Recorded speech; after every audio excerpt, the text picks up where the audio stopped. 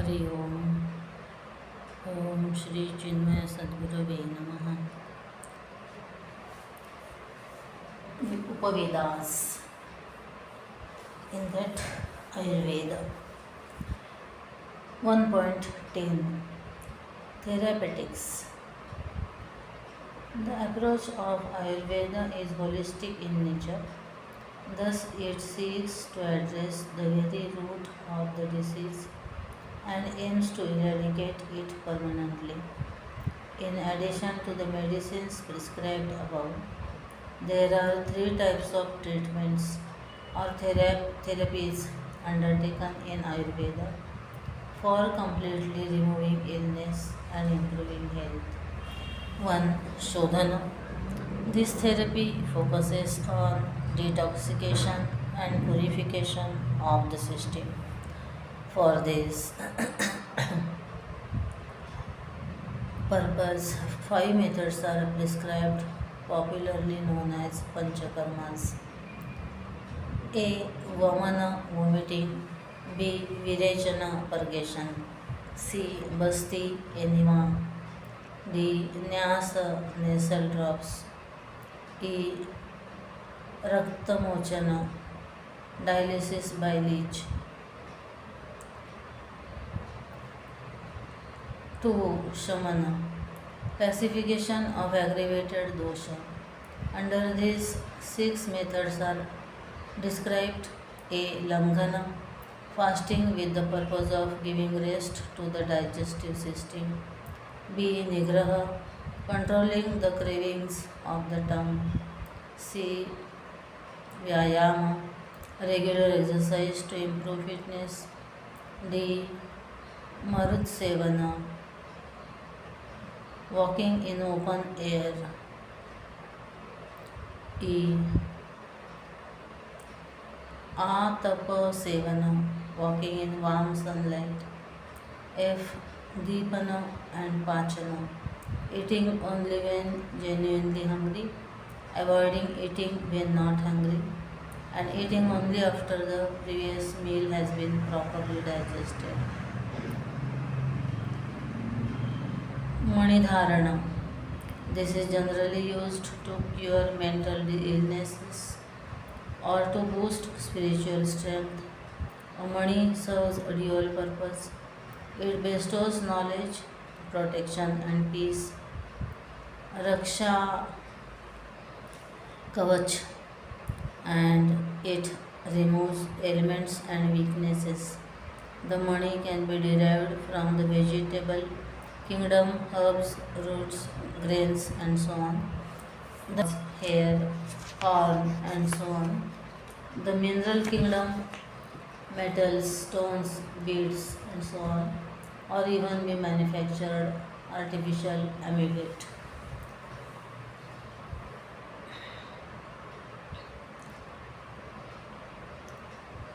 Mahulikar G. Manidharan in Atharvaved, a comparative study. Vishweshwarananda Indological Journal. Atharvaved. References to of wearing amulets, money. Wear a small silver box like structure has an amulet.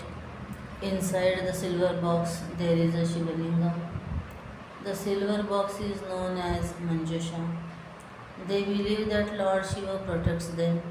Similarly, people often wear rings set with various stones and gems, or tie black, yellow, or red threads around their neck or wrist to avert evil and attract good fortune. Are these not also forms of amulets or talismans? 1.11 Treatment of mental disorders and psychotherapies. In Ayurveda, various healing therapies are recommended to treat mental disorders. These therapies are grounded in the concept of the Trigunas, Sattva, Rajas, and Tamas. Ayurvedic psychotherapies aim to guide the mind from tamas and rajas and ultimately from rajas towards sattva. There are three stages in the process of mental healing: eliminating tamas and cultivating rajas. This stage involves transitioning from a life of ignorance and mental inertia to one characterized by self motivated actions and purposeful engagement, to reducing rajas and culminating sattva. This stage refers to the transition from self centered actions to selfless service. 3. Enhancing and perfecting sattva. This stage involves progressing from service to meditation. Philosophically, this represents the ideal state of Prakriti. For this purpose, three types of therapies are prescribed: Sattvic, Rajasic, and Tamasic therapies. Sattvic therapies involve a vegetarian diet, meditation, mantra chanting, and so on. Rajasic therapies include stimulation techniques, physical exercise, and related activities. Tamasic therapies involve sedation, sleep, and other calming methods. Tamasic therapies are rarely used and are generally reserved for specific situations. For example, in cases of hysteria, an extreme manifestation of the Rajasic state, tamasic therapies such as sedation may be employed. 1.12 Multidisciplinary approach of Ayurveda. We have already seen that Ayurveda integrates several modern disciplines such as medicine, psychology, clinical nutrition, dietetics, and so on. However, even within the Indian knowledge system, Ayurveda overlaps various other disciplines. Let us take now a brief overview of this multidisciplinary approach adopted by Ayurveda. Ayurveda and Yoga. Yoga and Ayurveda are deeply interdependent. Ayurveda itself cannot be regarded as a form of yoga. Yoga represents the spiritual healing dimension of Ayurveda. Ayurveda constitutes the therapeutic aspect of yoga. Various forms of yoga, such as Karma Yoga, Mantra Yoga, Bhakti Yoga, and Hatha Yoga, are employed in healing practices of Ayurveda. Yoga aims at spiritual evolution and utilizes the body and mind as instruments for achieving this goal. Therefore, it is natural that these instruments must be kept in a state of health. For this reason, practitioners of yoga must also be familiar with Ayurvedic practices. Conversely, Ayurveda incorporates numerous yogic methods, including physical postures, asanas, and meditation. Thus, a proficient Ayurvedic practitioner is, by extension, well versed in yogic practices as well. Ayurveda and Jyotisha. Traditionally, alongside Ayurveda, Jyotisha was also studied in some extent by Ayurvedic practitioners. Jyotisha explains key Ayurvedic concepts such as Tridosha, Dhatu, and Mahabhutas, and so on, in relation to the grahas, planets. For instance, it details with planet influences which dosha and in what manner.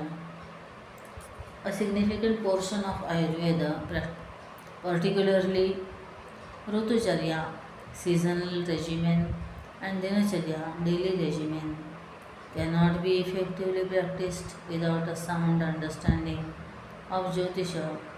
The Harita Samhita also highlights the correlation between nakshatra lunar constellations and the duration of diseases. Thus, both sciences are interdependent and are considered incomplete without one another. Thus, both sciences are interdependent and are incomplete without one another. Do it yourself interdisciplinary is the keyword of our times. Interdisciplinary research is currently among the most sought after areas of inquiry. Now that you have familiarized yourself with the basic concepts of Ayurveda, consider which other modern disciplines could be meaningfully connected with it. 1.13 Conclusion. Ayurveda teaches harmony and provides guidance on how to live in sync with nature. It offers a path to a balanced life through appropriate diets, daily routines, and seasonal practices aimed at the permanent eradication of both physical and psychological conditions. The study and practice of Ayurveda remains an integral part of contemporary Indian society. This alone is a testament to the immense potential of this branch of the Indian knowledge system.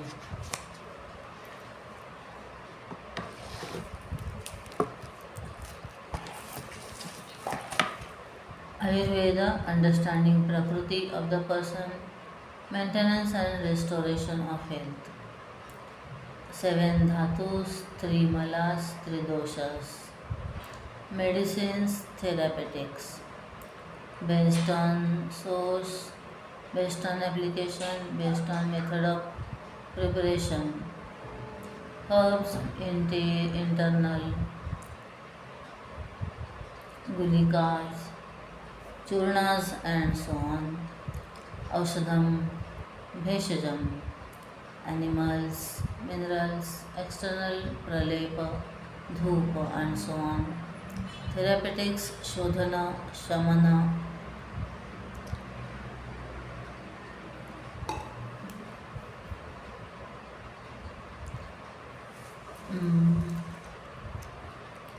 man,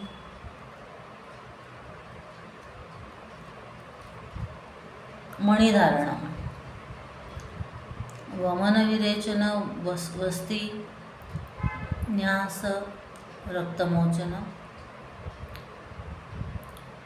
लंघन निग्रह, व्यायाम, मरुत्सेवन, आतपसेवन, दीपन and pachana. 1.15 चरका's oath. अथैनमग्नि सकाशे ब्राह्मण सकाशे भिषक सकाशे चानुशिष्यात् ब्रह्मचारिणा श्मश्रु धारिणा सत्यवादिना अमांसादेन मेध्यसेविना निर्मत्सरेण शस्त्रधारिणा च भवितव्यं न च ते मद्वचनात् किञ्चिदकार्यं स्यादन्यत्र राजत् द्विष्टात् प्राणहराद् विपुलादधर्म्यादनर्थसंप्रयुक्ताद् वाप्यर्थात् मदर्पणेन मत्प्रधानेन मदधीनेन मत्प्रियहितानुवर्तिना च शश्वद्भवितव्यं पुत्रवद्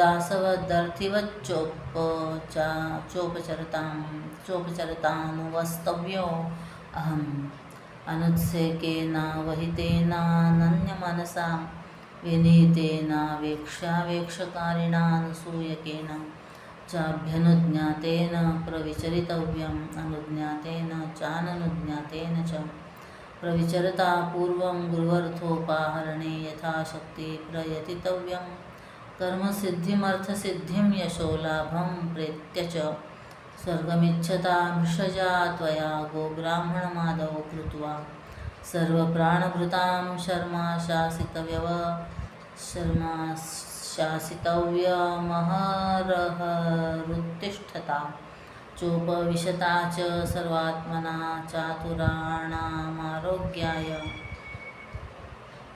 प्रयतितव्यं जीवितहेतोरपि चातुरेभ्यो नाभिद्रोग्धव्यं मनसापि च परस्त्रियो नाभिगमनीयास्तथा सर्वमेव परस्वं निभृतवेषपरिच्छदेन भवितव्यम् अषण्डेन पापेन पापसहायेन च श्लक्ष्ण शुक्लधर्म्यशर्म्य धन्यसत्यहितमितवचसा देशकालविचारिणा स्मृतिमता ज्ञानोत्थानोपकरणसम्पत्सु नित्यं यत्नवता च न च कदाचिद्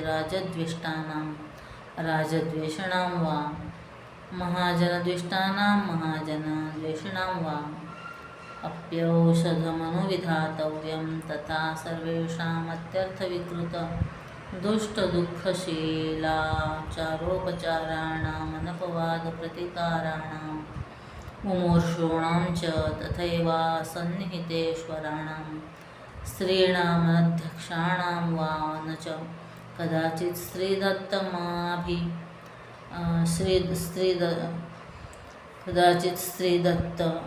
मामिषमादातव्यमननुज्ञातं भर्त्रात्वाध्यक्षेण आतुरकुलं चानुप्रविशता विदितेनानुमतप्रवेशिना सार्धं पुरुषेण सुसंवितेना वाक्शिरसा स्मृतिमतस्तिमितेनावेक्षावेक्ष मनसा सर्वमाचरता सम्यगनुप्रवेष्टव्यम् अनुप्रविश्य च वाङ्मनोबुद्धीन्द्रियाणि नो क्वचित् प्रणिधातव्यान्यत्रातुरादातुरोपकारार्थादातुरगतेष्वन्येषु वा भावेषु न चातुरकुलप्रवृत्तयो बहिर्निश्चारयितव्या रसितं चायुषः प्रमाणमातुरस्य जानतापि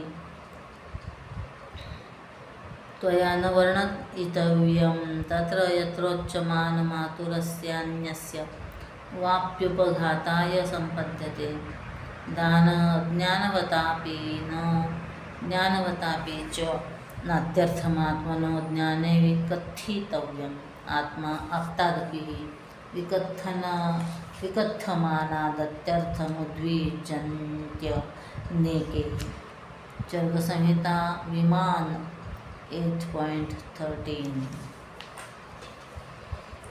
You shall follow abstinence, keep beard and mustaches, speak truth only, shall not eat meat, follow pure and intellectual functions, do things without jealousy and weapons.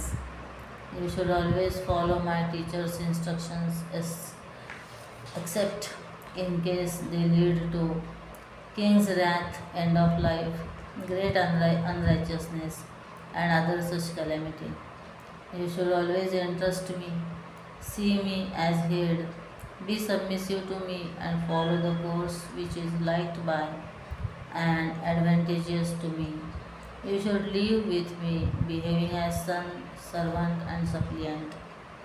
You should live with modesty, alertness, with focused mind, humbleness, and constant vigilance about work, without seeing defect in others' qualities, and not leave without my permission. When permitted to move out, you should first make effort as far as possible to furnish things told by the teacher. When you join the medical profession and wish success in work, treating patients, in purposes of life, purushartha like dharma, artha, kama, moksha, fame and heaven after death, then you should always pray for the welfare of cow, Brahman, and all the living creatures.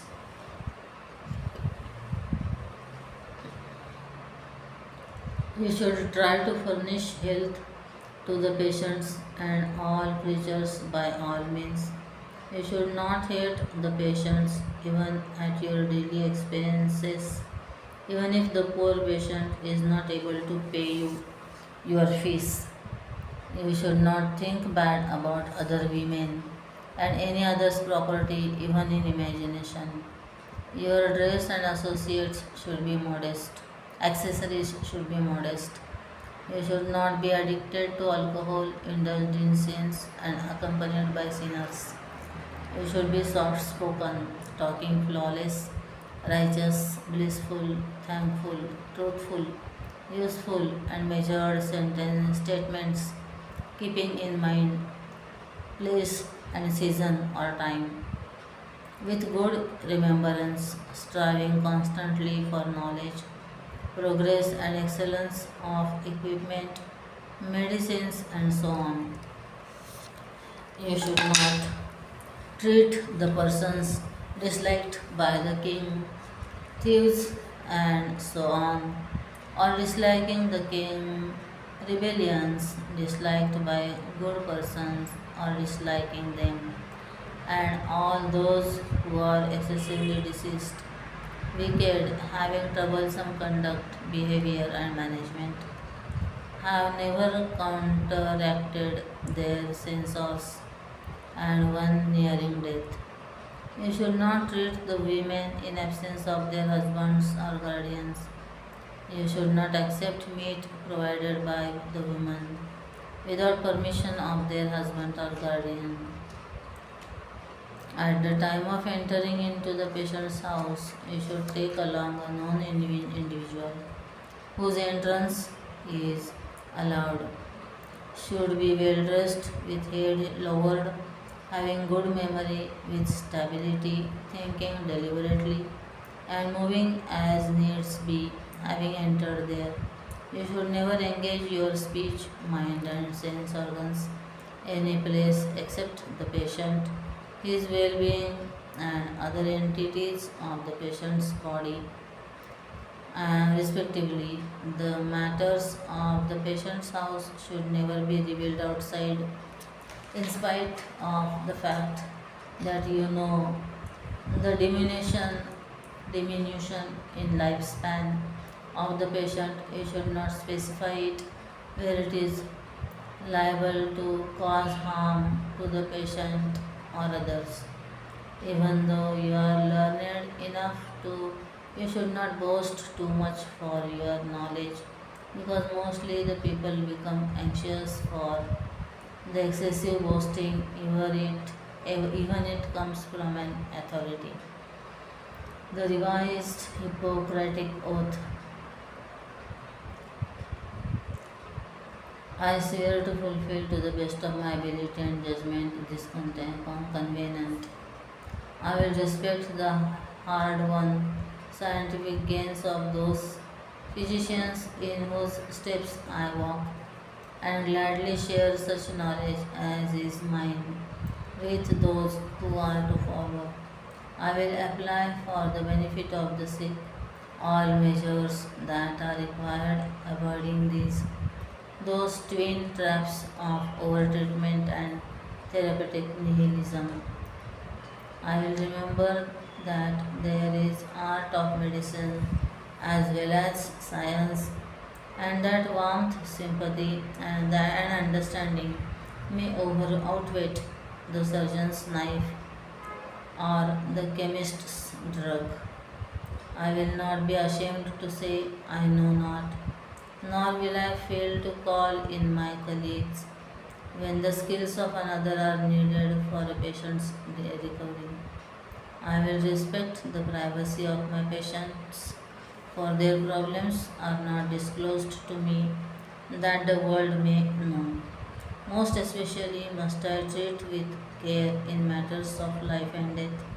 If it is given me to save a life, all thanks.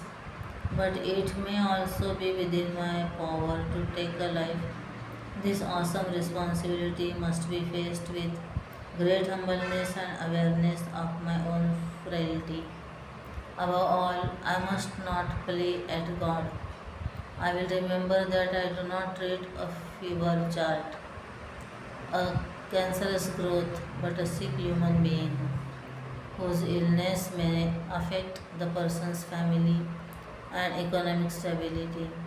My responsibility includes these related problems if I am to care adequately for the sick. I will prevent disease whenever I can, for prevention is preferable to cure.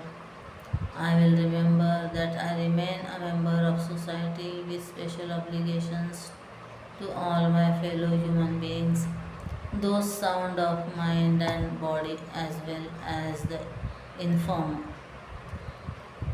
If I do not violate this oath, may I enjoy life and art respected while I live and remembered with affection thereafter. May I always act so as to preserve the finest tradition of my calling, and may I long experience the joy of healing those who seek my help. Thus, the classical oath of Hippocratic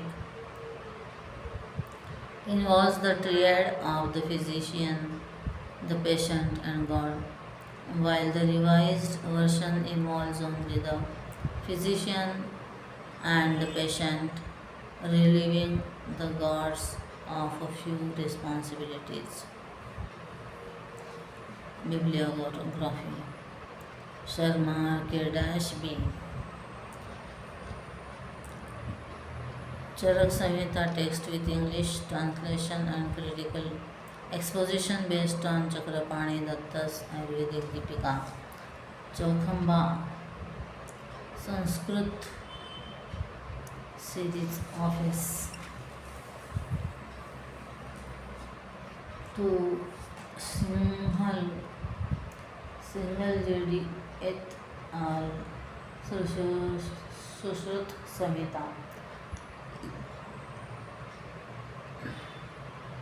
of Sushruta Part 1 Sutra and Nidavana Sthan with English translation. Sharma P.V. Essentials of Ayurveda Text and Translation of Shodasha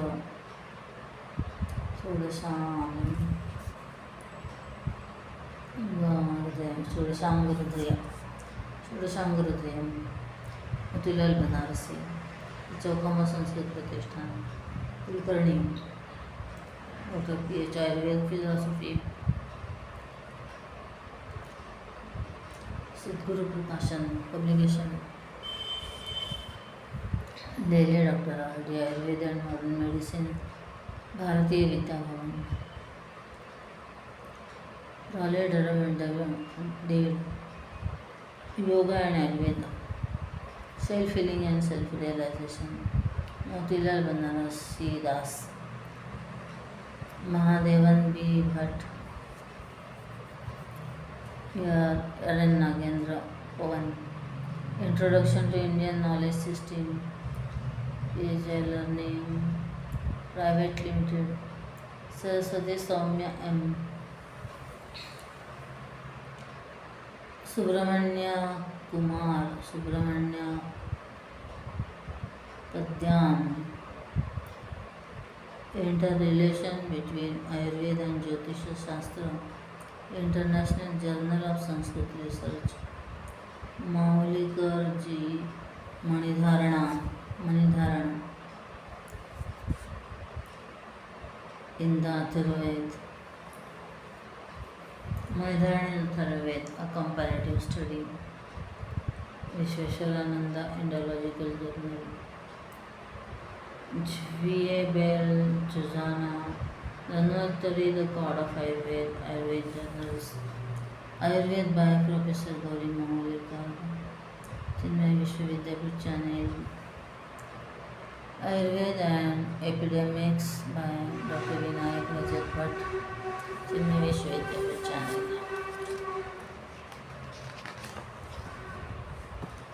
Chapter 2 Dhanurved Sthiravassantva Paranudevedo Utapatishkabe Yushmakamastu Tavishi Paniyase Mamartasya Maina. May your weapons remain steady and strong to repel attackers. May your arms possess the strength to restrain your foes. Let power reside with you and not with the deceitful enemies. Expected learning outcome at the end of the lesson, learners will be able to understand the concepts of Dhanurveda, recognize the importance and objectives of Dhanurveda, comprehend the relevance of Dhanurveda in contemporary times.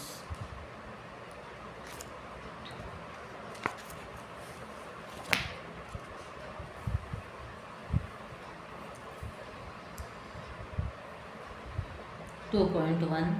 What is the Nurveda? The Nurveda literary meaning the knowledge of archery or science of archery encompasses much more than archery alone. It is recognized as the science of warfare, weaponry, and martial arts, traditionally considered the Upaveda of Yajurveda. Its origins are also traced to the Atharvaveda alongside the Yajurveda. It serves as a comprehensive manual for the archer, covering various aspects such as types of bows, arrows, bowstrings, targets, methods, and timings for practice, and more. Beyond this, it delves into military formations and strategies for warfare, offering a glimpse into the advanced science of warfare in ancient India. With the advent of firearms, the modern military technologies, India, like much of the world, witnessed significant changes in its approach to weaponry. The British colonial administration did not support indigenous martial traditions in regions like Malabar in Kerala. They went so far as to ban the possession of weapons and the practice of martial arts.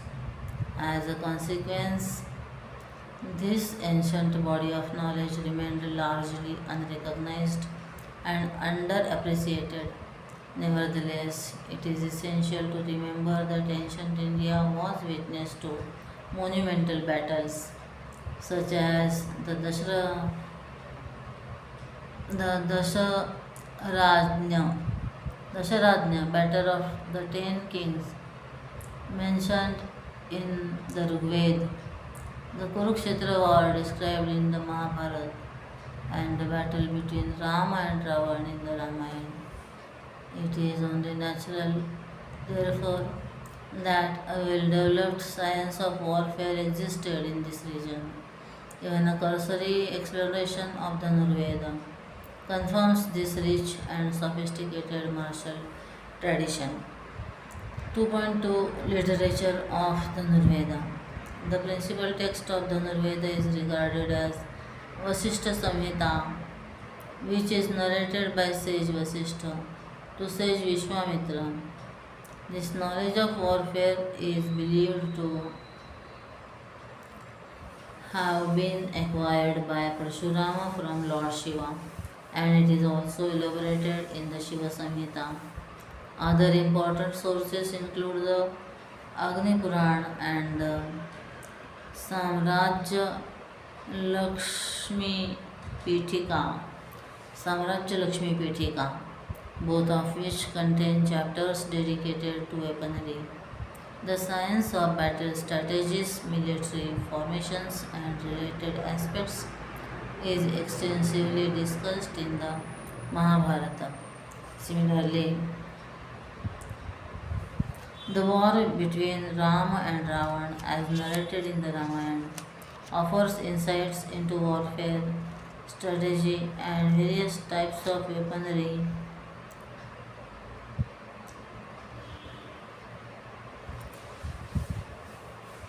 In addition, texts such as the Shukraniti, Shukraniti, Yukti Kalpataru, and Bruhat Samhita also present comprehensive discussions on the science of warfare and weaponry systems, further reflecting the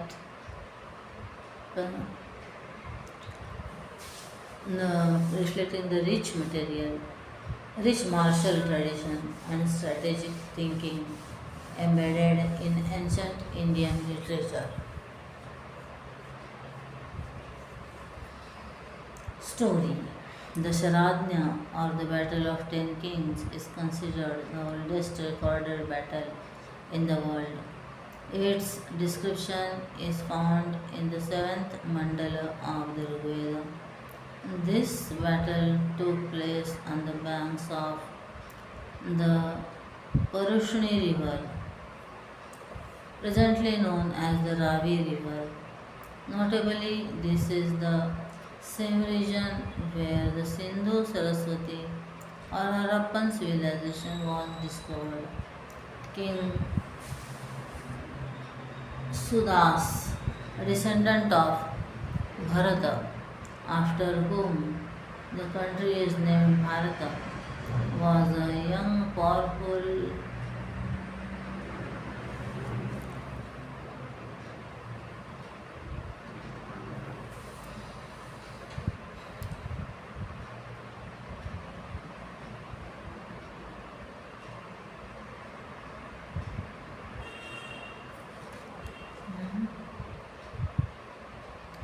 um, King Sudas, a descendant of Bharat, after whom the country is named Bharat, was a powerful and influential ruler. He dismissed sage Vishwamitra from the position of Purohit royal priest in his court and appointed sage Vashishta in his place. Enraged by this, sage Vishwamitra retaliated by organizing a confederation of 10 kings, many of whom had previously been defeated by King Sudasa in individual battles and harbored resentment against him. This formidable alliance of 10 kings launched an attack on King Sudasa.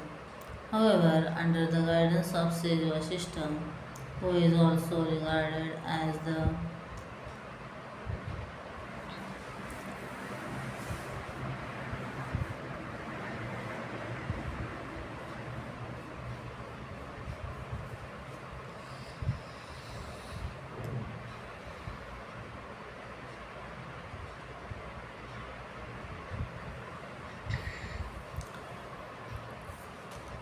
However, under the guidance of sage Vasishta, who is also regarded as the author of the Dhanurveda Samhita, King Sudas successfully defeated the rebel coalition.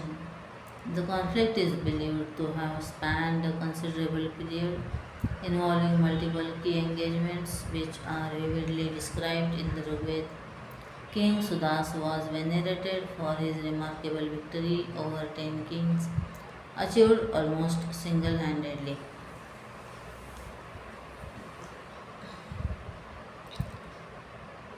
2.3 Purpose of the Nirveda. At the international level, India is often regarded as a land of spirituality and peace. Consequently, some raises doubts about the existence of the Nirveda, questioning why a civilization that upheld peace and non-violence would require a science of warfare. War is frequently perceived as the antithesis of peace, often resulting in war crimes, loss of life, depletion of resources, and widespread devastation. Why then would a peace loving civilization produce literature on warfare? The answer lies in Vasishta's Dhanurveda Samhita, which outlines the objectives of Dhanurveda. It presents warfare not as a tool for aggression but as a means to uphold righteousness, dharma, protect society, and restore harmony when it is threatened. Protection from malevolent individuals, thieves, and so on, defense of the state and its subjects, and deterrence from enemies. Thus, the two principal objectives of the Nirveda are the protection of people from both internal and external threats and the preservation of Dharma, the supreme order. Interestingly, these purposes are echoed in the Bhagavad Gita as well. Hmm?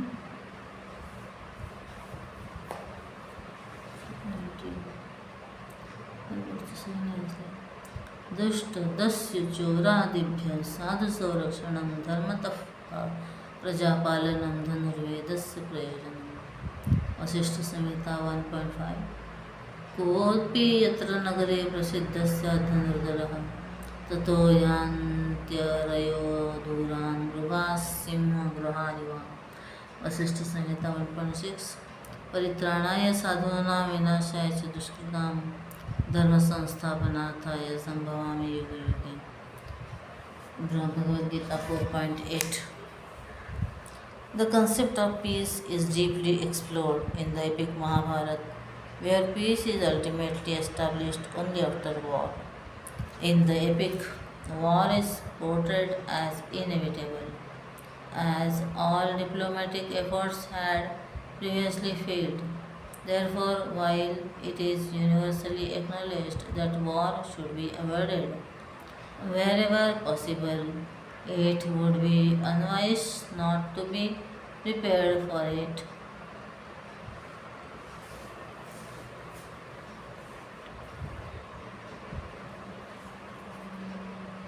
Hence, the relevance and necessity of the Nurveda cannot be overlooked. Do it yourself. The Maharashtra police operates under the motto Sadrakshanaaya Khalanigrahanaya, which translates to protect the righteous and to restrain the wicked. This aligns seamlessly with the objectives of the Nurveda. The motto is derived from the Bhagavad Purana 10.17.27. Police forces are trained in the use of weapons and combat techniques for the purpose of protection, and their presence also serves as a deterrent to potential offenders. It would be an insightful exercise to explore the mottos of police departments in other Indian states. Additionally, one could also examine the mottos of the various branches of the Indian armed forces, namely the Army, Navy, and Air Force, to understand how these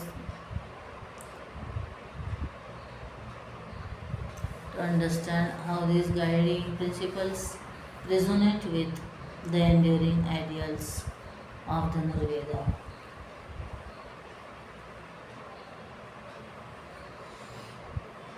Do you know the Nurveda, while outlining deterrence as one of its key objectives, states that just as all the animals in the forest keep away from a lion's den, in the same way enemies avoid a city that is home to even a single mighty archer.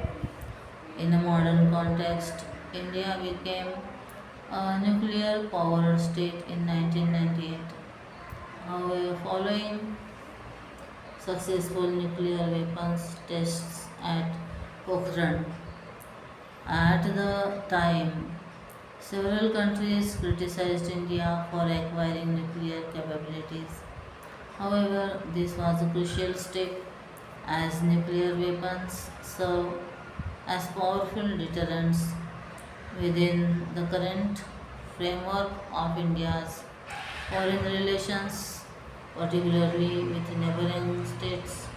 Temporarily, the Indian government adopted a no fight use,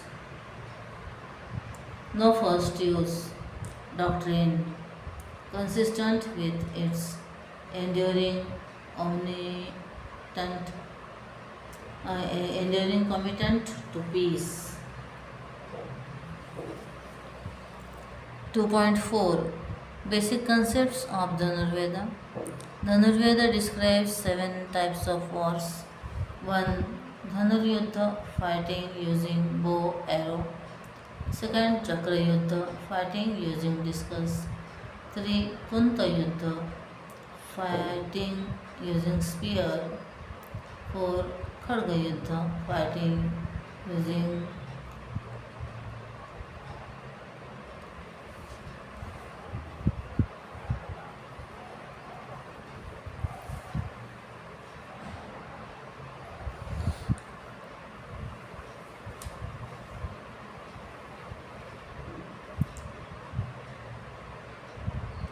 Kunta Yuddha fighting using spear. 4. Kharga Yuddha fighting using falchion sword.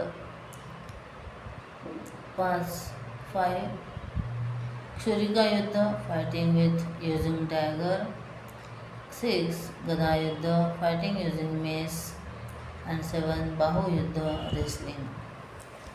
The one who possesses knowledge of all 7 forms of combat is entitled to teach the art of warfare and is referred to as the Acharya. One who is proficient in 4 forms of combat is called Bhargava. The individual familiar with 2 forms of fighting is termed as Yodha or warrior, while the one who knows only a single method of combat is called as a Ganaka. आचार्य सप्तयुद्धस्यात् चतुर्भिर्भार्गवस्मृतः द्वाभ्यां चैव भवेद् योध एकेन गणको भवेत् वसिष्ठ संहिता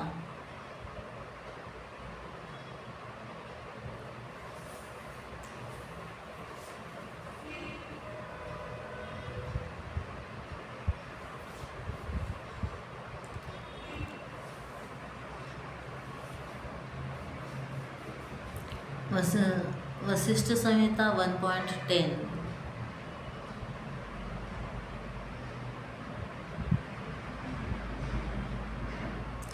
It is evident from the above that the Nurveda classifies warfare based on the types of weapons employed. Thus, weaponry holds paramount importance given to the fine work of the Nurveda. 2.4.1 Weaponry in the Nurveda. The weapons are differentiated into 4 categories. Mukta, this refers to a weapon that is released or thrown from the hand to strike the opponent during combat. Examples include the discus, chakra, or javelin. 2. Amukta. This refers to a weapon that is never released from the hand, that is, handheld weapon. Example includes a sword or knife. 3. Mukta Mukta. This refers to a weapon that is sometimes detached from the hand and sometimes retained in the hand. An example is the spear. 4. Yantra Mukta. It refers to weapons that are hurled with the assistance of a machine. Yantra Mukta. Examples include the bow and arrow and the catapult ball. In addition to the above, there is another weapon called Bahu, which means arms or hands. It is considered a weapon only according to the Agni Purana. Do it yourself. Research the weapons currently used by military forces and categorize them according to the classifications of weapons provided in the Dhanurveda. For instance, a grenade used by the army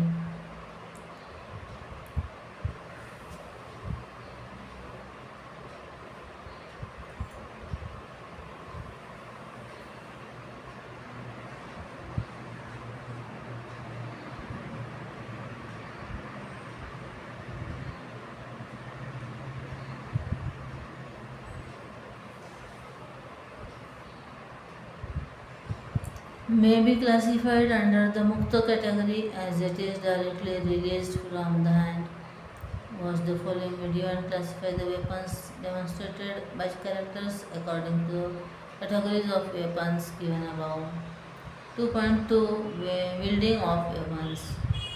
The Dhanurveda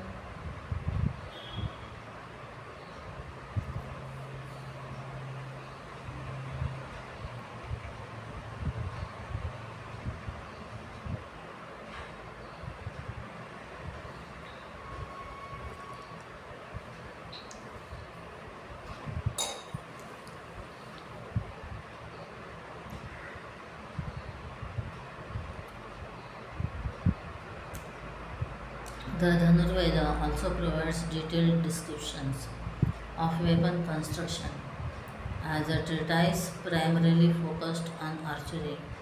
It specifically elaborates on what constitutes a good or bad bow, the various types of arrows, the specific purposes of different kinds of arrows, and the ideal dimensions of the bowstring, whether it should be long or short, thick or thin, and so forth. A bow may be constructed from materials such as metal, wood, sugarcane, or animal horns. Wooden bows can be crafted from the timber of trees like sandalwood, bamboo, or shal tree, teak, or the silk cotton plant shalmali. According to the Nirveda, the archer holds greater significance than the bow itself. Consequently, the size of a good bow should be proportionate to the strength of the archer.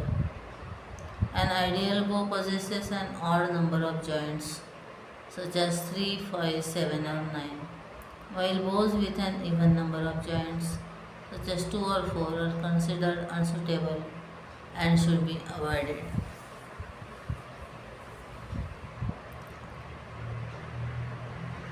The bowstring is typically made from silk threads or the ligaments of animals such as deer, buffalo, or bull. Arrows are considered most effective when crafted from pale yellowish reed plants for optimal fletching. Feathers from birds such as the crow, swan, hawk, or peacock are attached to the rear of the bow arrow as these are deemed most suitable. These arrows are divided into three types. A female arrow, these are heavier towards the point and are effective against strong or resistant targets. B. Male arrows, these are heavier towards the end and are suitable for striking targets placed at long distances. Neuter arrows, these have uniform thickness at both ends and are ideal for practicing archery.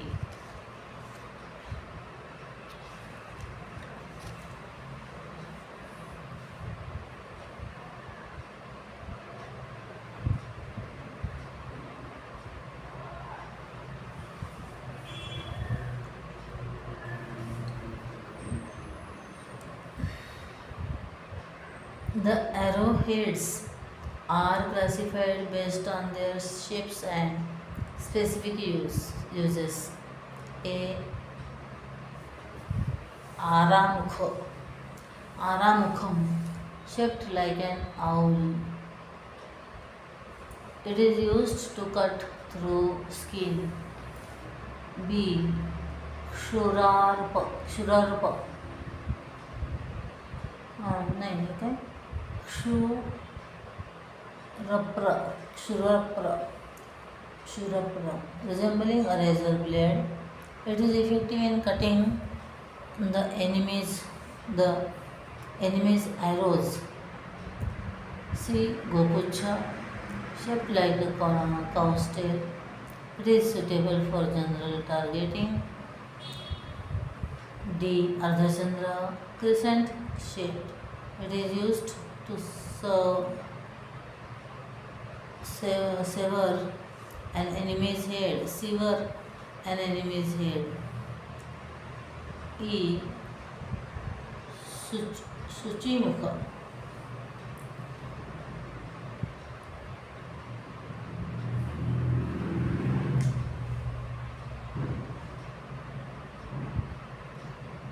Needle shaped, it is designated to pierce enemy armor. If Balla spearheaded, it is employed to pierce the enemy's heart. G. Vatsadanta, shaped like the teeth of a calf. It is used to cut bowstrings. Dvi, Dvibhalla, a two-pronged arrow used to entangle the enemy's army.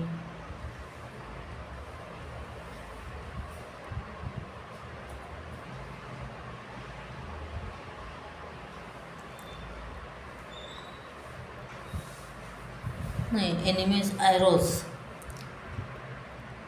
Then Karnika. Karnika, shaped like a flower petal, it is effective in cutting tipped arrows.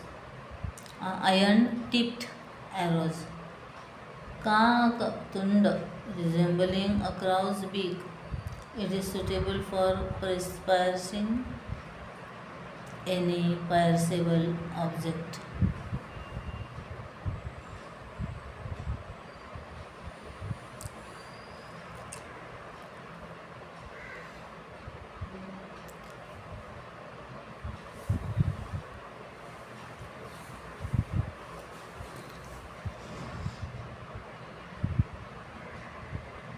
Features are given. शुचिमुख भल्ल अर्धचंद्र द्विभल्ल कर्णिक काकतुंड female male neuter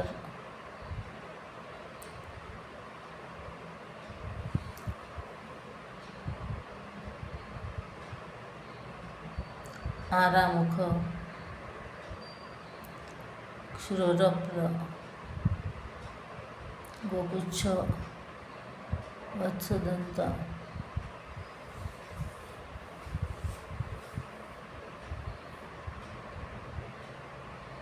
These arrows are sometimes coated with poison to ensure the enemy's death. Dhanurveda provides detailed explanations on how such poison were applied to the arrowheads. Do you know? Famous examples of bows made from the materials mentioned above can be found in Sanskrit literature. Kamadeva, the god of love, is said to possess a bow made of sugarcane and arrows crafted with flowers. The bow made of horns, Shrunga, is known as Sharanga and is believed to be wielded by Lord Vishnu. The bow of Lord Shiva Pinaka, as described in the Ramayana, was considered extremely heavy to lift. Therefore, scholars suggest that it must have been made entirely of metal.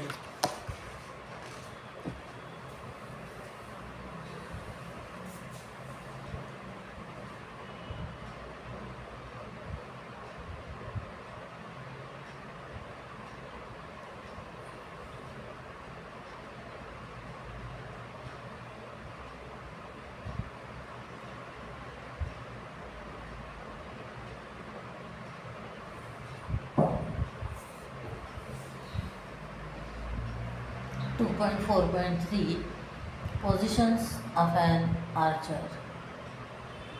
The Veda also discusses extensively the postures and positions of an archer, specifying when such stances should be adopted based on the nature of the target. Although originally prescribed for archers, these positions can be utilized by any warrior to improve their technique. Some of the asanas described in the Agni Puran are listed below. 1. Samapada, standing upright with the feet placed evenly together. Vaishakha. Second Vaishakha, standing erect with the feet kept apart. Teen Mandala, standing with the knees apart, arranged in a circular formation, resembling a flock of geese. 4. Ali Dha, bending the right knee while pulling the left foot backwards. 5. Pratyalidha, bending the left knee while pulling the right foot backwards. Jat किंवा जात, placing the right foot straight and the left foot perpendicular on it with the ankles 5 fingers apart. 7.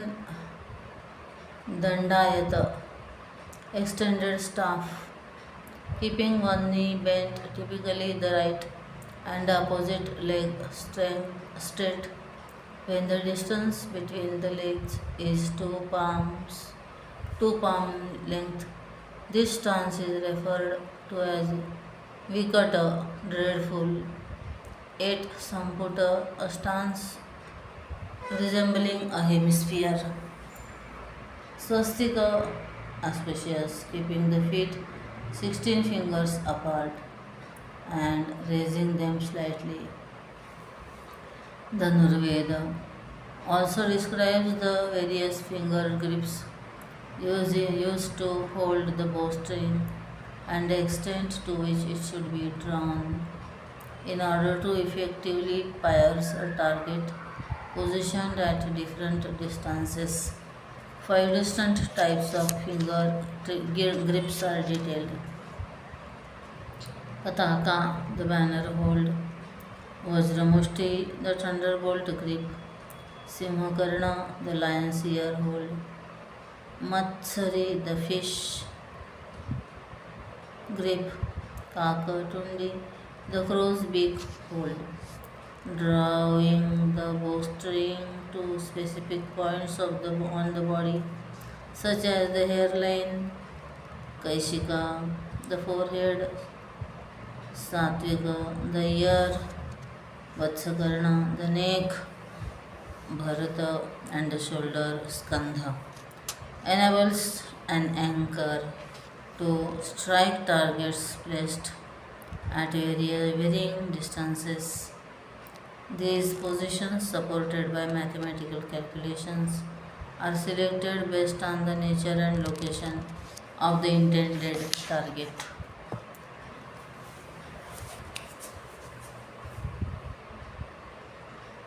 The Nurveda elaborates on the previous combinations of the aforementioned elements, namely stances, finger grips, and string draws, together with the appropriate types of arrows to ensure accurate shooting at a variety of targets.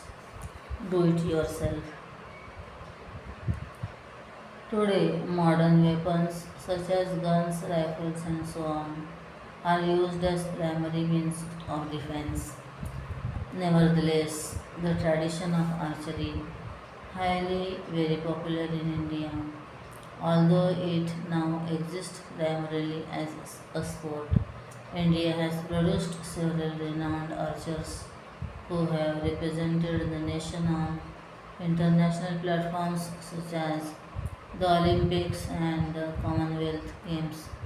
Notable among them are Deepika Kumari, Bombayla Devi, Leishram, Leishram, Atanudas, Limbaram, Dola Banerjee, and Abhishek Verma. The historical significance of archery in India is further understood by the fact that one of the highest honors for sportsmanship in the country, regardless of discipline, is named as Arjuna Award. It is named after Arjun, a central figure in the Mahabharata, celebrated for his exceptional archery skills. Similarly, the award for the best coach in sports and games is named the Dronacharya Award after Dronacharya, Arjun's revered guru in warfare. 2.4.4 Certain unique weapons mentioned in the Dhanurveda.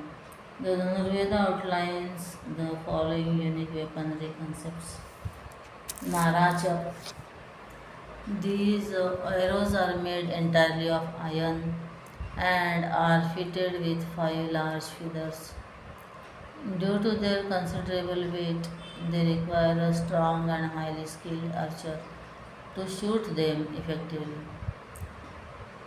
2. Nalika.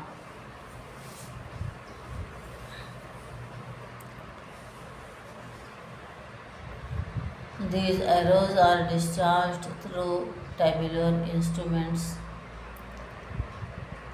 commonly used in siege warfare, Durga Yuddha. They are typically launched from elevated positions. 3. Shatagni. These are large catapults or cannons capable of killing hundreds at once, hence the name Shatagni, meaning destroyer of hundreds. They are generally stationed at the entrance of forts to defend against many invasions.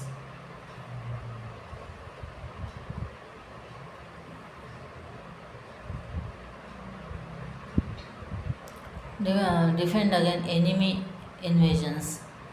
2.4.5 Aiming. The Dhanurveda differentiates between various types of targets based on the relative positions of the archer and the target. 1. Sthira. When both the archer and the target remain stationary, the situation is termed sthira. One who masters such a target is referred to as sthira bhedi. 2. Chala. When the archer is stationary but the target is in motion, it is known as chala. An archer proficient in hitting such targets is called a chalavedi. 3. Chalachala. When the archer is moving while the target remains still, the situation is termed chalachala. This is considered particularly difficult target to master. 4. Dvyachala. When both the archer and the target are in motion.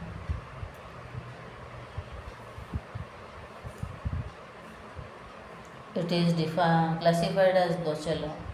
Proficiency in this form can only be attained through dedicated practice and effort. Do you know? Indian deities are traditionally depicted with their own distinct weapons, each bearing a specific name and symbolic significance. Some of the notable divine weapons associated with various gods and goddesses include Lord Indra Vajra Thunderbolt, Lord Shiva Trishula Trident, bow named Pinaka, Lord Ram bow named Kodanda, Goddess Durga Trishula Trident, Lord Vishnu Krishna sword named Nandaka, mace named Kaumodaki, discus named Sudarshana, and bow named Sharanga. Lord Yama Pashanos, Lord Varuna Pashanos, Lord Ganesha Pashanos. Do it yourself. Take a look at the following scene from a widely acclaimed Indian film. Can you classify the targets struck by the protagonists in this scene according to the classifications outlined in the Dhanurveda?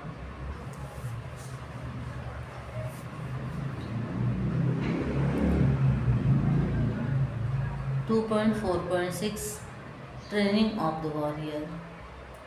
The Dhanurveda outlines rules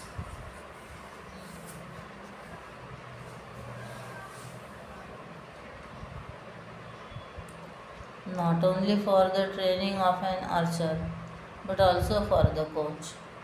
It recommends the practice of pranayam to enhance the archer's concentration. According to the Dhanurveda, there are three classifications of archers. One Jyeshta, skilled, capable of shooting 400 arrows per day, from sunrise to sunset. Second, Madhyama, medium, capable of shooting 300 arrows per day. 3. Kanishta, inferior, capable of shooting approximately 200 arrows per day.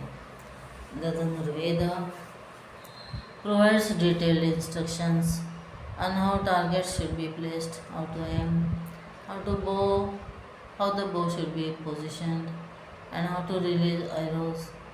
It serves as a foundational practical guide for archery. It states that learning to hold the bowstring requires 6 months of training, while mastering the act of shooting arrows demands a full year of disciplined practice. Additionally, it advises practicing on targets using various techniques and offers systematic steps to perfect a range of shooting skills, including piercing wood and aiming while in motion. Do you know? Take a look at the following video where archery techniques described in the Mahabharata are demonstrated. Link is given. 2.4.7 Aiming at sound. Shabdaveda. The most revered type of archer is one who can strike the target solely by relying on sound. Shabdaveda. Shabdabhedi. This skill demands the highest level of concentration, meditation, and discipline. In the Puranas and Itihasas, only few archers are said to have attained this exceptional level of focus required to become Shabdabhedi. Story. In medieval Indian history, the most well-known Shabdabhedi archer was King Prithviraj Chauhan. He was a ruler of the Chauhan dynasty, and his defeat in the second battle of Tarain against Muhammad Ghori, a sultan from Afghanistan, is considered a landmark event in Indian history.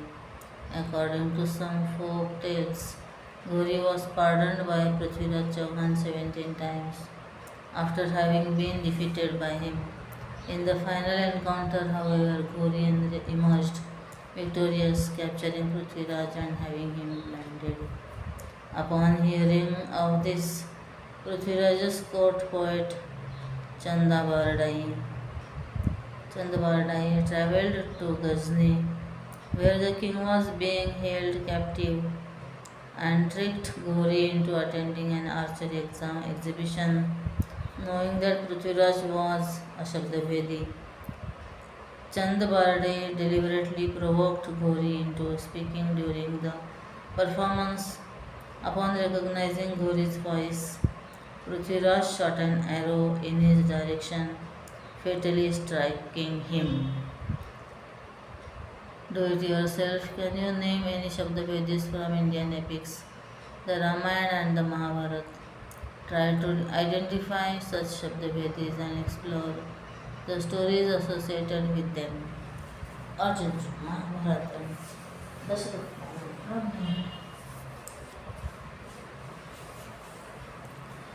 2.4.8 Astras. Astras are referred to as missiles in modern day literature. In reality, they fall under the category of Mantramukta weapons, those released through the invocation of specific mantras, chants.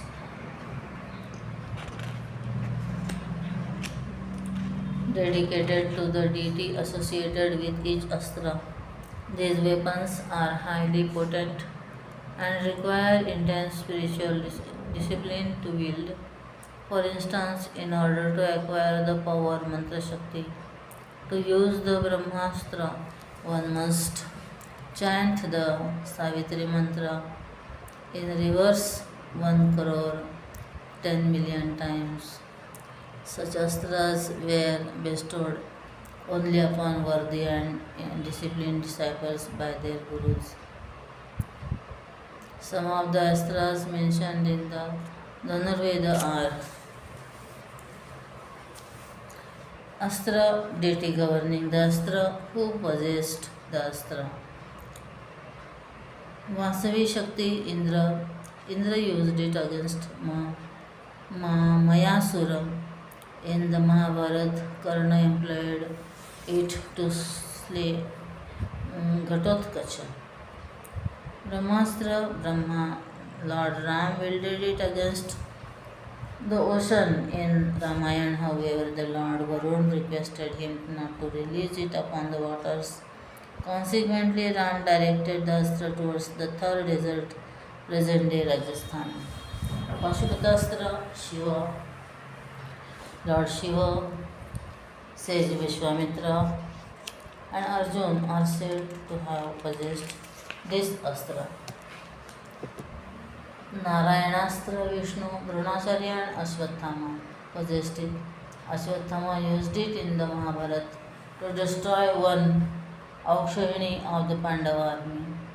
Brahmastra, Brahma, Ashwatthama used it in the Mahabharata to kill all the progeny of the Pandavas, Pandaveya.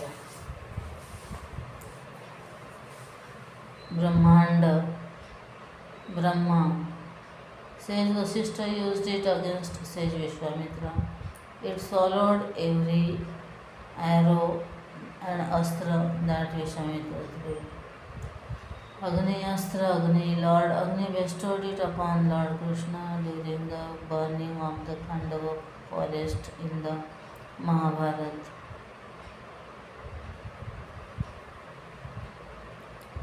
Arjun, Dronacharya, Karna, Ashwatthama, and Bhishma were also said to have possessed it.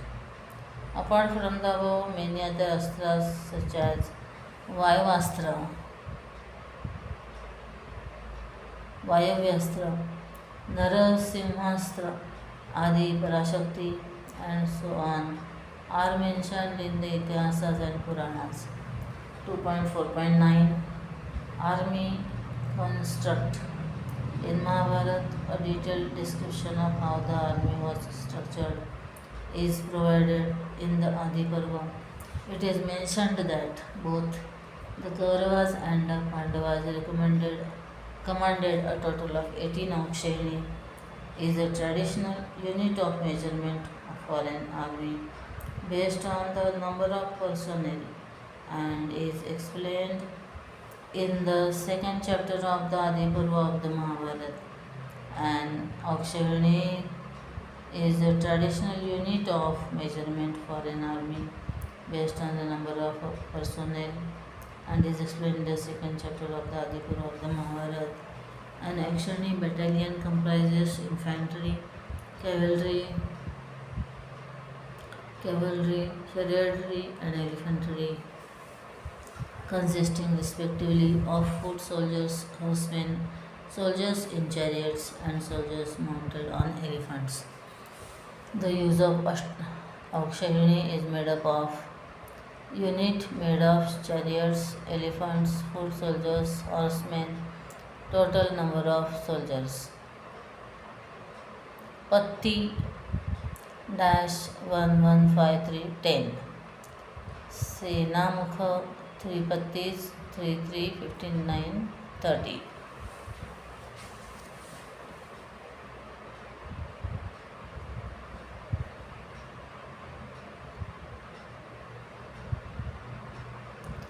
Gulma 3 Senamukha 9 9 45 27 90. Gana 3 Gulma 27 27 135 18 270. Vahini 3 Gana 81 81 405 243 810. Vahini झाला 810. Prutana 3 Vahinis.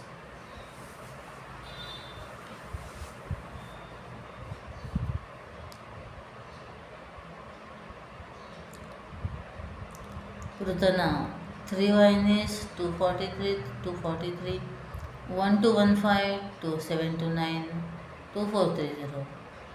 Chamu, 3 Prutana, 729, 729, 3645, 2187, 7290. Anikini, a total of 218,700 soldiers. In the Mahabharata, the Pandavas commanded an army of 7 Akshayinis, while the Kauravas had 11 Akshayinis, therefore a total of 3,936,600 soldiers fought in the Mahabharata war.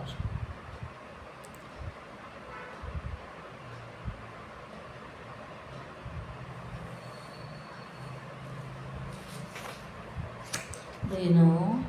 The modern game of chess has its origins in India.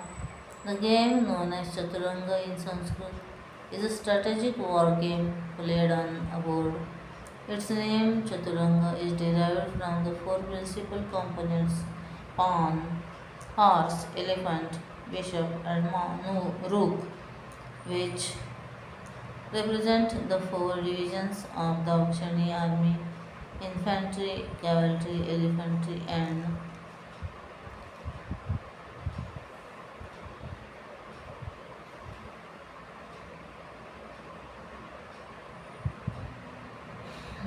rook, which represent the four divisions of Akshani army: infantry, cavalry, elephantry, and chariotry, respectively.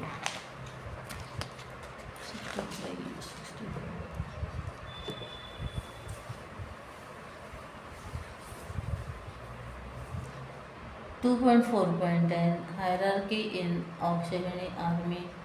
The hierarchy in the auxiliary army, based on the ranks of the warriors, was with higher ranking warriors commanding those of lower rank, were determined by various factors such as a soldier's knowledge of battle strategies and tactics, mastery of weapons, ability to counter battle traps, and prior combat experience. Merely riding a chariot did not qualify one as a Rathi, a specific warrior rank. To attain this title, one needed proven expertise in warfare, including past battlefield engagements and strategic competence. This hierarchy was not based on age but was entirely skill driven. For instance, Abhimanyu, the son of Arjun, was regarded as a Maharathi, a great charioteer, whereas his elder uncle Yudhishthir was ranked only as a Rathi. Yudhishthir excelled in other areas of dharma and leadership, but on the battlefield, Abhimanyu was considered more adept in martial skills.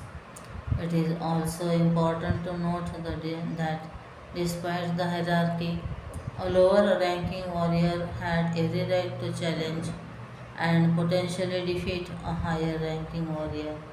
While such feats were difficult given the superior skills of higher ranked warriors, they were not impossible.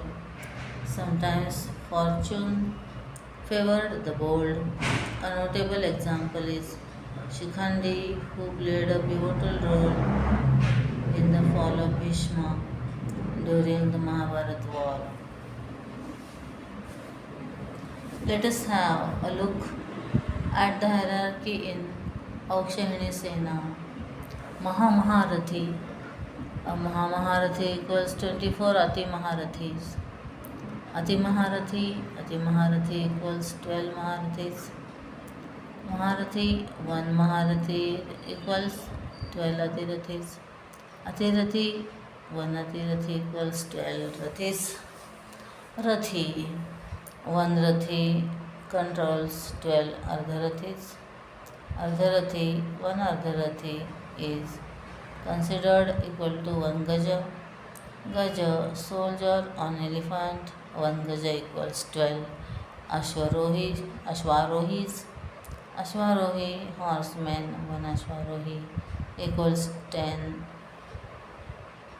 Padatikas, Padatika, foot soldier of infantry, smallest unit of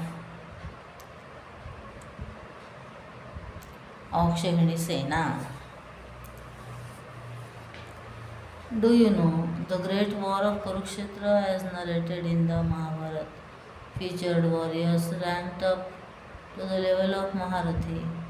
There were no Mahamaharathi present in this battle, as this exalted rank is traditionally reserved for divine warriors such as Lord Shiva and Goddess Kali.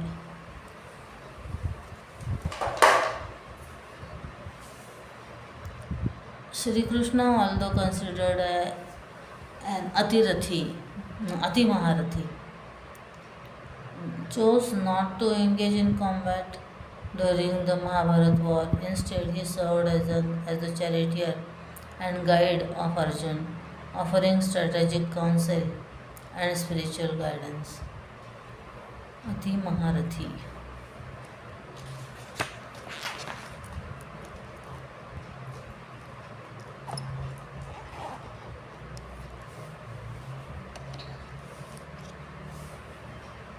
The following is a list of Rathis and Maharathis who participated in the Kurukshetra war. Rank warriors of Mahabharata. Maharathi Arjun, Karna, Bhishma, Dronacharya, Abhimanyu. Atirathi Krupacharya, Krutavarma, Drishtadyumna, Satyaki, Shishupal, Shalya, son of Draupadi, Yayutsu, Rathi, Duryodhan and 98 Kauravas, Bhimasena, Yudhishthir, Shikhandi, Shakuni, Jayadratha, Nakula, Sahadev. If you have studied the chart outlined the hierarchy of warriors, you will understand that one Ati Maharathi is considered equivalent to prowess of 12 Maharathis. Thus, Sri Krishna possessed the skill and power of 12 Arjunas. He could have ended the war within minutes, but why did he choose not to do so? Sri Krishna himself provides the answer to this question in the Bhagavad Gita. Can you find out that answer?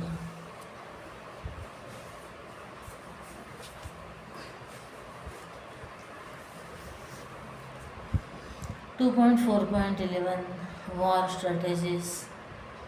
Dhanurveda places great emphasis on war strategies. It is not great warriors who win wars,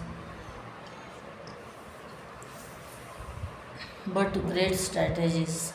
In discussing strategies, Vasishtha's Dhanurveda Samhita asserts that both the chief of the army and the army itself are equally important. A cowardly chief cannot win a battle, even with a large and organized army. Similarly, a brave and capable leader cannot win a battle with an unorganized army. Ekak ka purusho dirno daryan mahati chamo taddirnanudiriante yodha shuratamapi. Vasishtha Samhita 3.37. Do it yourself. Find out information about the surgical strike carried out by the Indian Army in September 2016. Do you know the great Maratha Emperor Chhatrapati Shivaji Maharaj is considered as the master of war strategy, which is referred to modern times as guerrilla warfare strategy. In Marathi, it is called Ganimi Kawa. If you are familiar with the history of Chhatrapati Shivaji Maharaj, you will understand that he built his empire from literally nothing initially.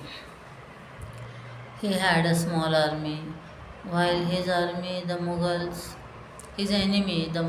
possessed a vast military force.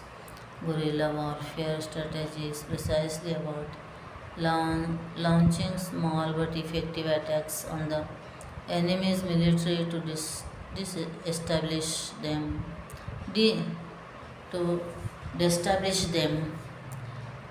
Second, carrying out surprise attacks on unsuspecting enemy forces, causing significant damage while keeping casualties on one's own side to a minimum.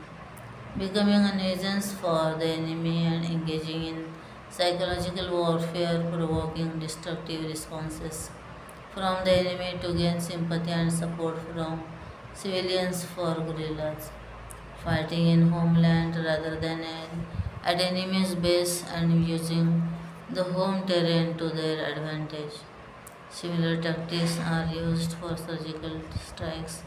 Such attacks are carried out to hit legitimate military targets with no or minimal collateral damage.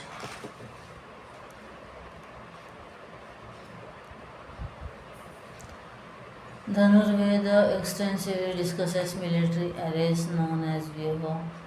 This refers to the dynamic arrangement of the army designed to achieve specific objectives.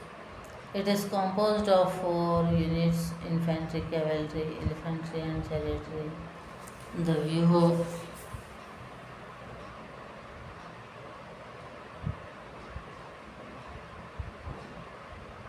is not static, it is fluid and adaptable. If one part of the viewer suffers significant damage, such as heavy casualties, the rest of the army restructures itself to maintain the integrity and formation of the viewer. Thus, it is a constantly evolving arrangement responding to the changing condition of the battlefield.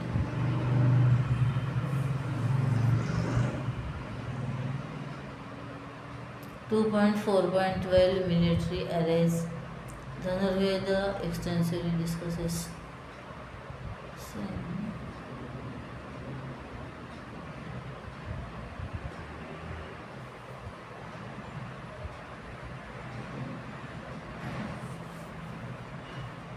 Vyuhas mentioned in Vasishtha Samhita are Vyuha meaning when adopted. Illustration. Danda Vyuha, staff shaped Vyuha, array when enemy is all around. Shakata Vyuha, car shaped array, danger from enemy in the back. Varaha Vyuha, boar shaped array, danger from enemy on the sideways. Garuda Vyuha, bird shaped array, danger from enemy on the sideways. Pipilika Vyuha, ant-shaped array, danger of enemy from front. Apart from the aforementioned Vyuhas, the following are also mentioned. Makara Vyuha, an array shaped like an aquatic animal similar to a large fish. Padma Vyuha, a lotus shaped array. Shushi Vyuha, a needle shaped array. Mahabharata mentions many other Vyuhas that are not included in the Vasishtha Samhita. A brief overview of Vyuhas. Vyuha military formations employed by both the Kauravas and the Pandavas during the Kurukshetra war is provided. Day of war, Kaurava Pandava.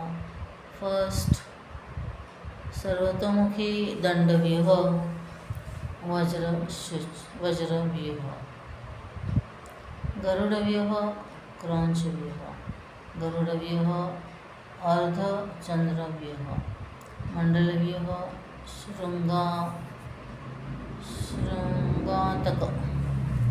Shrungataka Vyuha. Makara Vyuha, Shena Vyuha. Kranch Vyuha, Makara Vyuha. Mandala Vyuha, Vajra Vyuha. कूर्मव्यूह त्रिशूलव्यूह सर्वतोभद्रव्यूह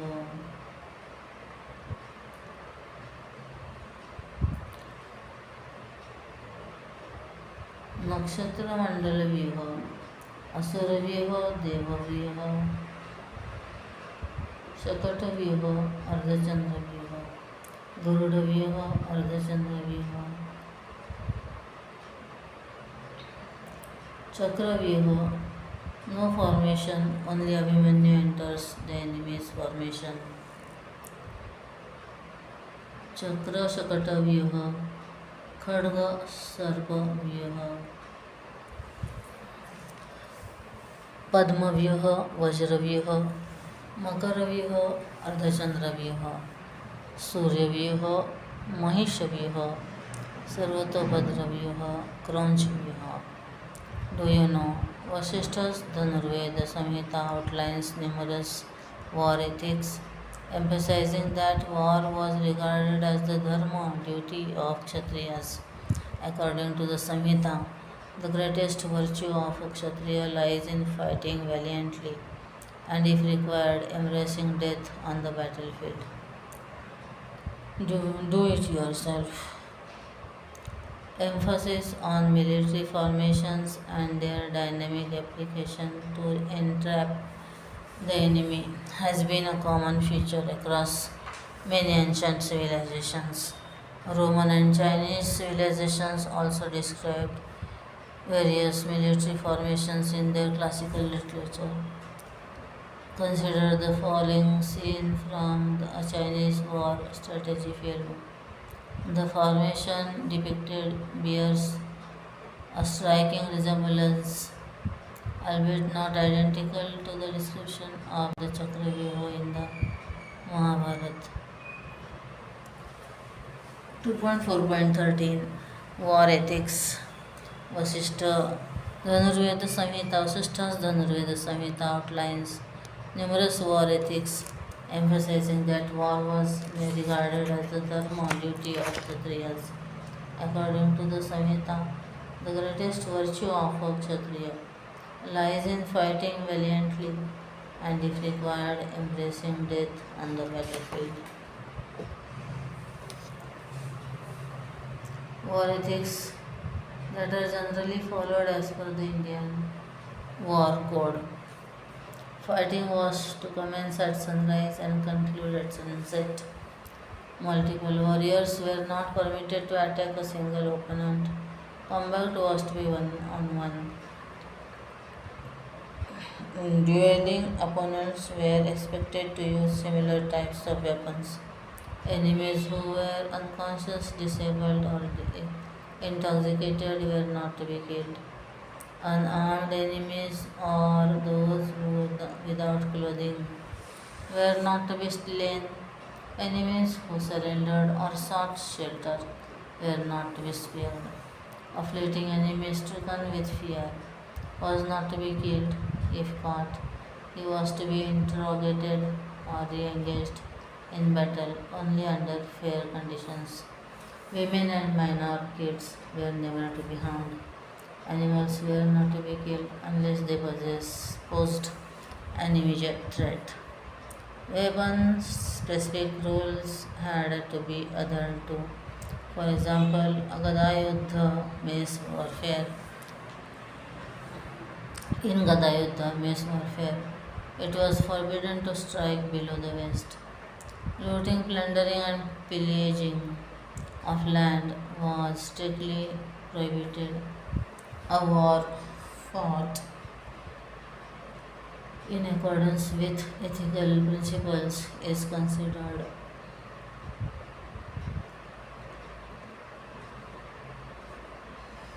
the ideal form of battle known as Dharma Yuddha. According to the Vasishtha Samhita, a warrior who engaged in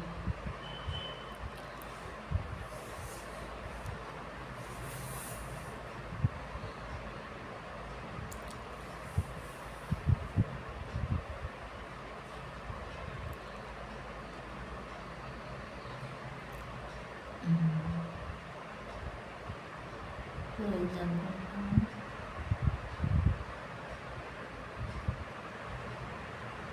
a war fought in accordance with the ethical principles is considered the ideal form of battle, known as Dharma Yuddha, according to the Vasishtha Samhita, where who engages in battle for the protection of Brahmanas, cows, women, and minors, attains eternal salvation. Do it yourself.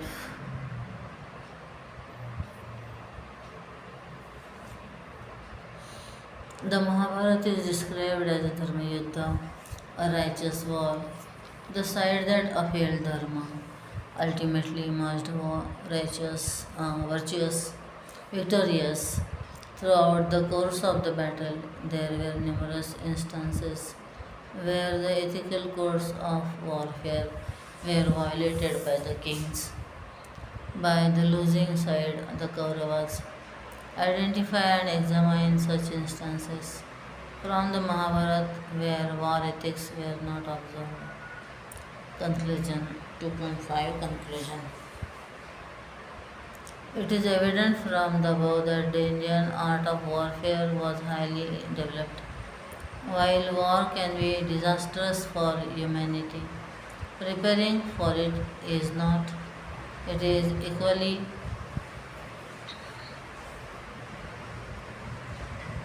important to acknowledge the changing times and adapt accordingly to ensure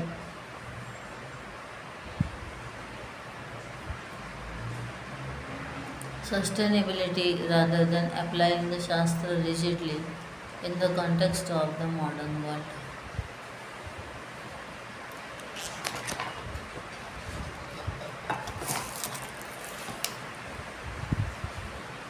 Dhanurveda training of warrior, army construct, auxiliary sena, war strategies, war ethics, weaponry, building of weapons, archery, position, aiming at targets, foot soldiers, Padatika. Types of wars: horsemen, Ashwarohi, military arrays, Vyoma, soldiers on elephant, Gaja, chariot, Rathi, weapon, Shastra, missiles, Astra, Mukta, Amukta, Mukta, Mukta, Yantra Mukta.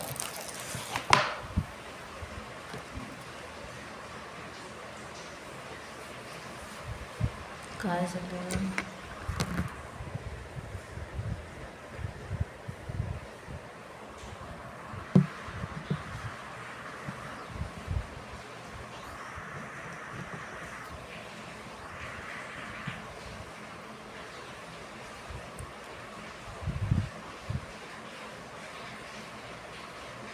Assisters Dhanurveda Samhita. Original text with translation into English.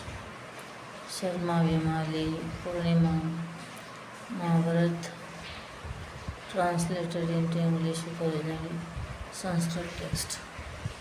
Bibliography Mohanka Neeraj Dasarajni Battle of the Ten Kings. Chinmaya Vishwavidyalaya Channel Veda and Science of Warfare. Shivam Channel Dhanurvedam documentary on ancient Indian warfare. Edit Shivam Nikarjame Multi-Years No First Years Nuclear Policy. Smoking 5 points. Actually, Real Match Channel Flight Scenes War Battle.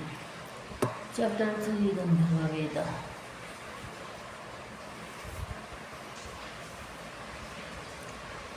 Angikam Bhuvanam Yasya Vachikam Sarvavanmaya Aharyam Chandrataraditam Vande Satvikam Shivam Sangeet Ratnakar 7.1. I salute to that pure form Satvik of Lord Shiva, whose act Angika is this entire world, those whose switch Vachika is the entire literature, and whose consume costumes and decorations on Aharya is the moon and all stars. Angika Vachika Aharya and Satvika are also four types of Abhinaya, acting expressions as described by Bharatamuni in Natya Shastra. This entire world and worldly things are nothing but these four acts of Lord Shiva. Expected learning outcomes. At the end of lesson, learners will be able to define Gandharva Veda, appreciate the rich tradition of Gandharva Veda in India, understand the constituents of Gandharva Veda, recognize the relevance of Gandharva Veda in contemporary times. 3.1. What is Gandharva Veda? Gandharva Veda refers to the Veda knowledge of all the performing arts. It is considered the Upaveda of the Samaveda. The word Gandharva is a derived word from Gandharva, derived word from Gandharva. The Gandharvas were believed to be celestial beings highly skilled in the performing arts such as dance, music, singing and so on. They are considered as one of the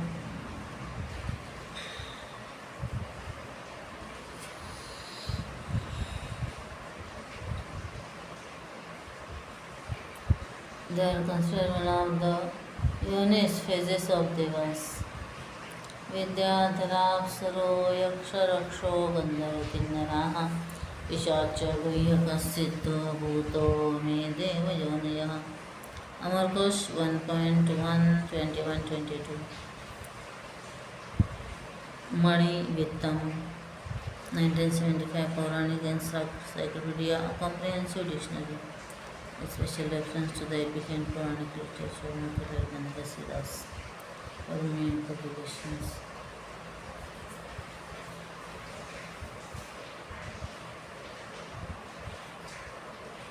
The term Gandharva originates from the root Gai, meaning to sing, as Gandharva Veda encompasses the knowledge of performing arts attributed to the Gandharvas. It has been named accordingly. Thus, it denotes the knowledge associated with or derived from Gandharvas, who also referred to as Gandharva Vidya. Do you know the Gandharvas occupy a pivotal place in Sanskrit literature? In many classical works, Gandharvas appear as important characters, contributing significantly to the overall theme and narrative.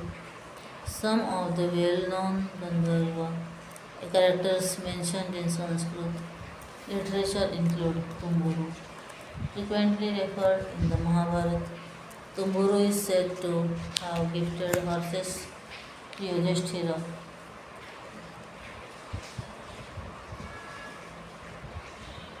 He is regarded as the finest singer in the court of Indra. Don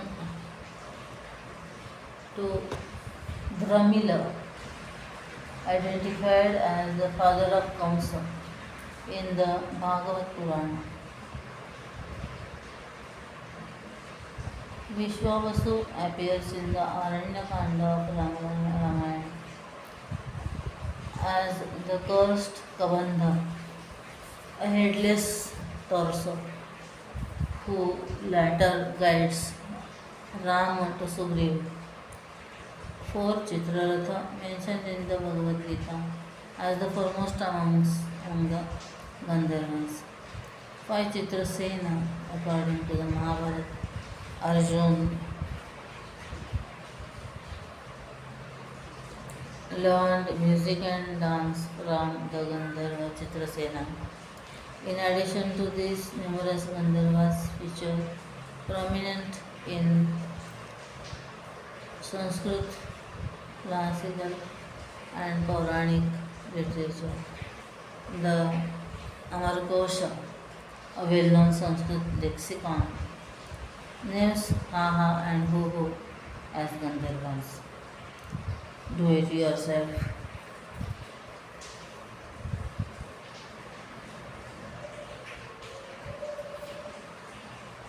Identify the renowned Laghu Kavya or Khanda Kavya composed by Kalidas in which the protagonist is a yaksha. Additionally, examine the plot of this work and highlight its key features. What are the distinctive characteristics that set this kavya apart within the tradition of classical Sanskrit literature?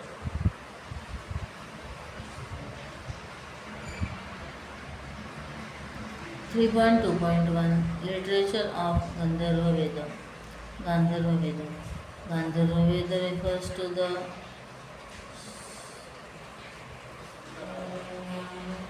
Sangeet Veda. As the word Gandharva, as previously mentioned, is derived from the root Gaye, which means to sing. Since the primary focus of Gandharva Veda is music, which originates from the Samaveda, it is classified as the Upaveda of the Samaveda.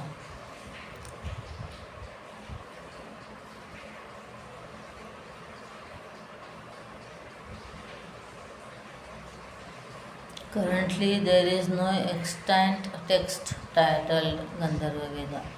Therefore, the principal text referred to in connection with Gandharva Veda today is Bharat Muni's Natya Shastra.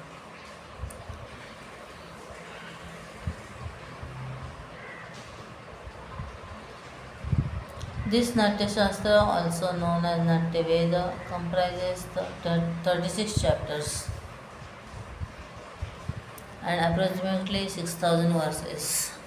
The chapters are divided as follows. Chapters, topics. 1. Origin of drama. 2. Types of theatres and measurements. 3. Preliminaries. 4. Dance. 5. Purvanga, Nandi. 6.7. Rasa and Bhava.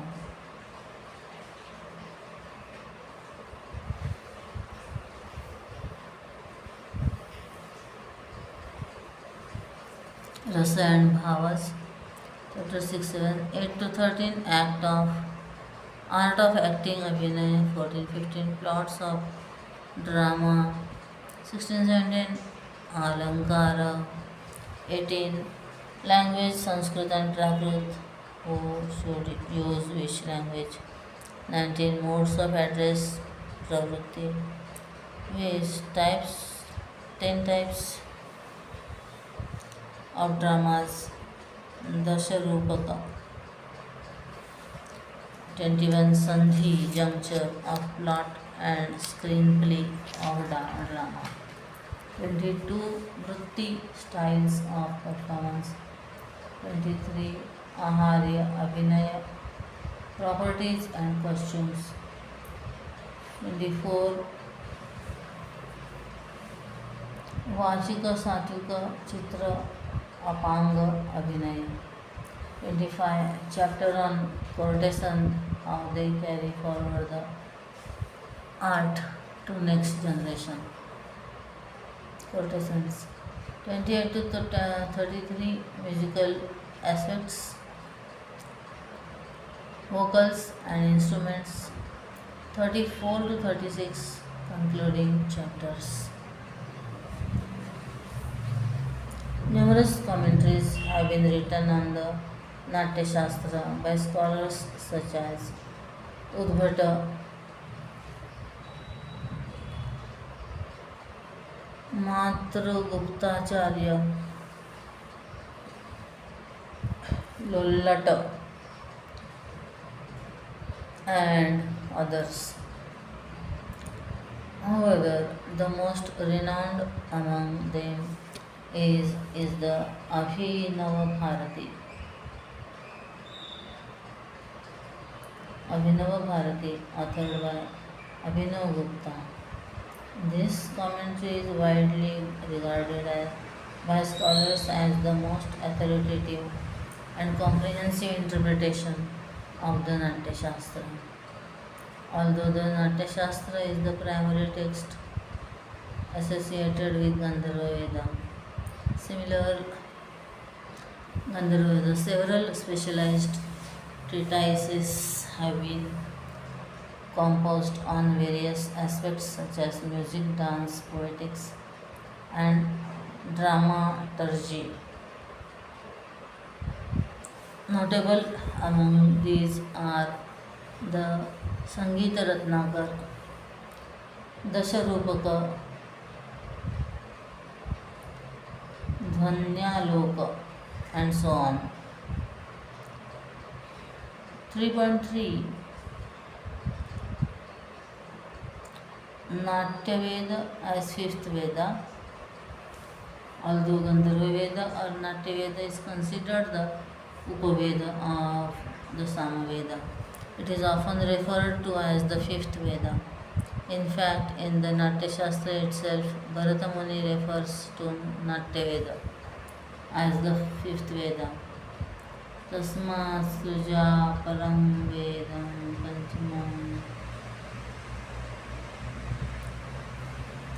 Panchamam Sarvavarnikam. Natya Shastra 1.12. According to Natya Shastra, Natya Veda draws upon elements from all four Vedas, Pathya recitation from the Rigveda, Abhinaya acting and histrionics from the Yajurveda, song and music from the Samaveda, and rasa aesthetic sentiments from the Atharva Veda. 3.4 Purpose of Gandharva Veda. The primary purpose of Gandharva Veda is to divert the attention of people in pain and to bring peace and solace in the world.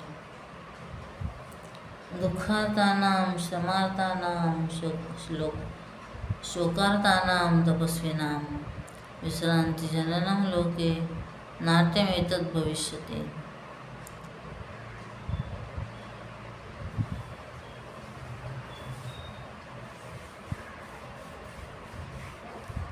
However, in the first chapter of the Natya Shastra, Bharata narrates a story which also explains the purpose of Gandharva Veda.